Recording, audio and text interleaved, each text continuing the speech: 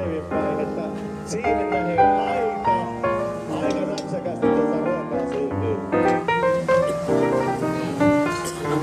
Ne piti olla valmiita ajat sitten. Ne on täällä.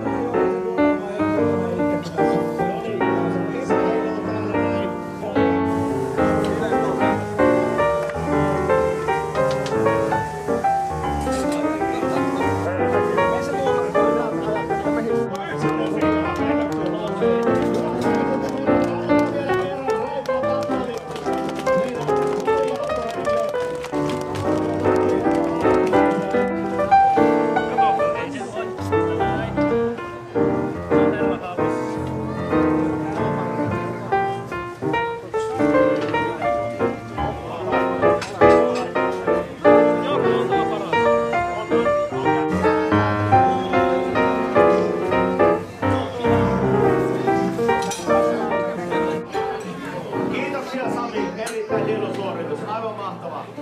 No me laitan nyt sen ton hirvefileen. Joo, okei. Ja seuraavana Matti Hurtia kertoo omaa annoksensa. Minun lankka on tuolla paketissa vielä tässä monissa.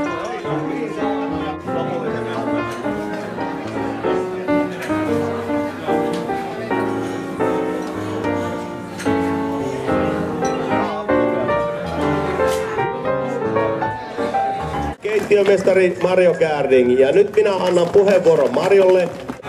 No niin, ja tuomariston aivan yhteisellä päätöksellä voittaja on Risto.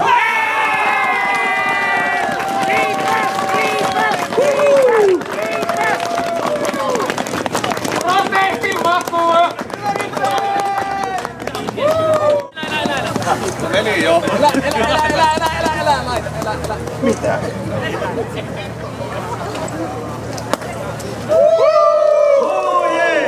Hyvät naiset ja herrat, Pakkasgrillauksesta